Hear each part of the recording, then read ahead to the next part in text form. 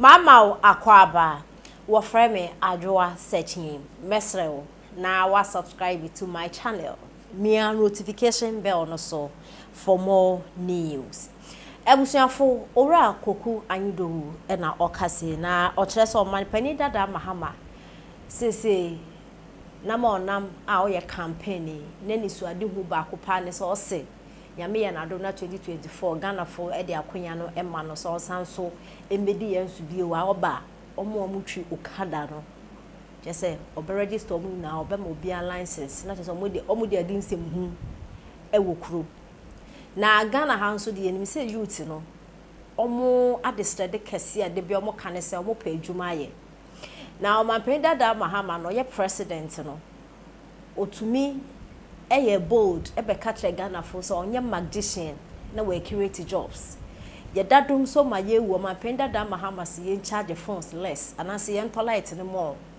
no onye sika ansa na ye tinye ya light ade also oyo dwanfu ono no nsuro sekan chika kese no ma penda da mahama tutuma ye ende Ghana fortress omo akoye eye honorable napo Matthew opoku prempe interview se light ade dudundu no omunfa timetable embra out na wakoka se Ghana for na yenti omuso omonte ase bo man penda da mahama tena ekrom tutu ye cheeks akese na ye dwon yenti ase bisi ye fa yenti nkobo dem Ghana for ya ante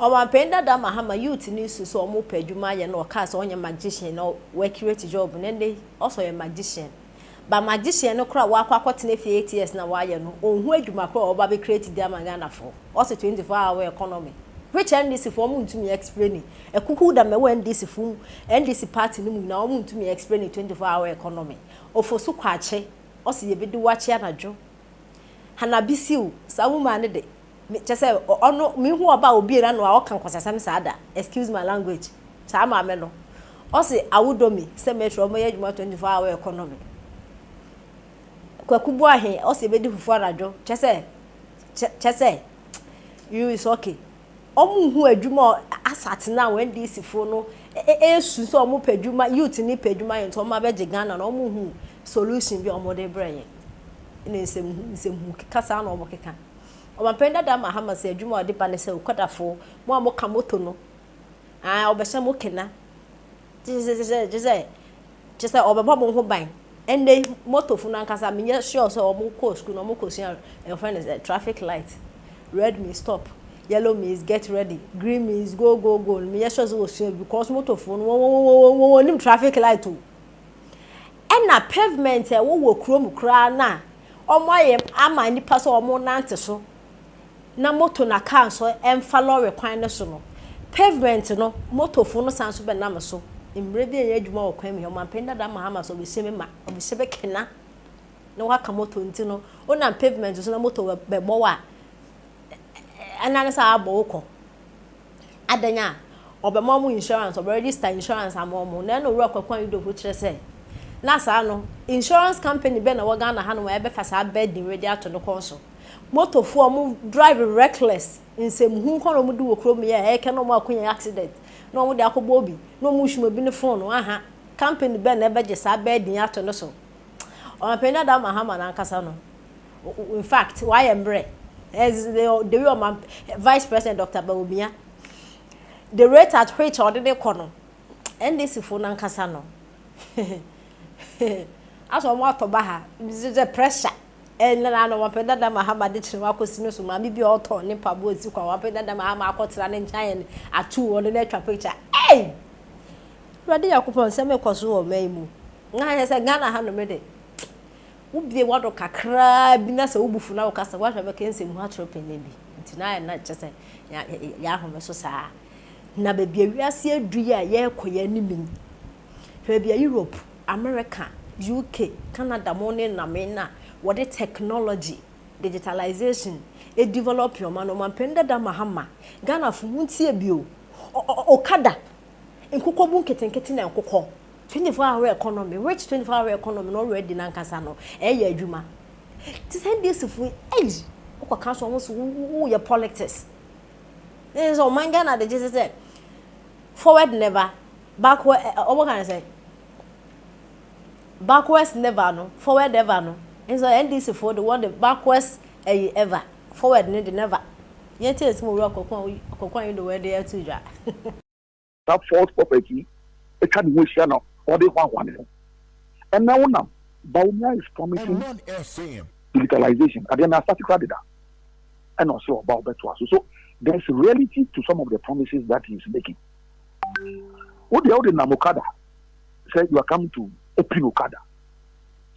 And when after the commercial drivers, over Mamu insurance, Okada, over Mamu insurance, I'm honestly speaking, which insurance company is going to carry this load and this burden?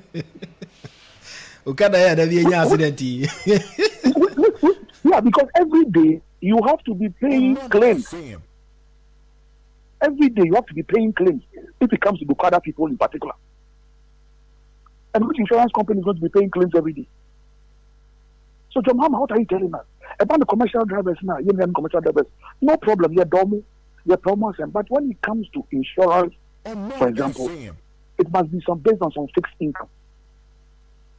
Fixed income, who is managing that fixed income? How are you deducting the premium at source to create the insurance, what do you call it? Insurance float or the investment float here. The investment float, to be able to invest that float, make margins, and be able to pay premiums. And to dive an no cover every day. No, or no, that is career. Or no, better to better line. As I say, maybe chair premium. How are you going to manage it in 4 years? At the end, say, only 4 years now, within that 4 years, they are now between. So, if now people are saying yes, MPP buy it, Omedi Hambo, will inquire for MPP for the job, MPP by Amani Kuri job, NBC, fine. But almost so no more from almost. But there are two candidates. Now, I'm from a pure policy analysis, political analysis point of view. John Mahama has been president before. Dr. Baumia has not been president before. That's another difference. Now, Dr. Baumia says, I have my own vision that I will pursue. I have my own vision I will pursue. They say, oh, I don't know what's our vision now, I won't pursue. No. And then, and I'll pursue the president, Mazana. What pursue our vision? Yesterday, I was meeting some students of mine because I do some small communications, political communications, consultancy here and there. And the same question came up. And I'm saying, are you people what I'm talking about? John Mahama is the living example, the most current living example of a vice president who took over from a president and pursued his own policy. I'm going to say, oh, Honorable, please take that again. I say, John Mahama. Your question is that why is that the vice president is not pursuing his vision today and wants to become president before he pursues his vision? Let me see why. There's only one president in every republic at every point in time.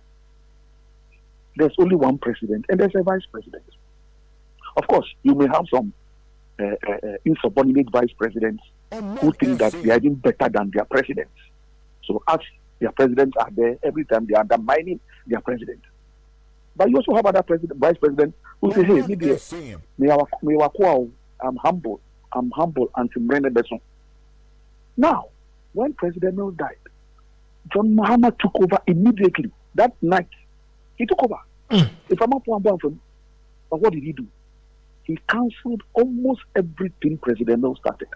Oh, sir. He cancelled the National Day of Prayer and Thanksgiving from a pure religious point of view. They say, God bless our homeland, Ghana, make our nation great and strong. Anthem, no. Upon a pledger, I promise on my honor to be faithful. Every year I say, so help me God. And our President knows. So look, let's introduce the God factor into the national psyche. So once a year, at least, a National Day of Prayer and Thanksgiving. So Mahama buy it. And then one of the first things are good. Now, another painful thing for me, from a public policy point of view, the review of the 1992 Constitution. Our President Mills says that Constitution, but baby, I agree. You are setting up committee, Professor Fiajo, and the NDC committee, Ugama Hene, Kaho, Akintina Fiame Kakao, even this Jimensa, that I'm not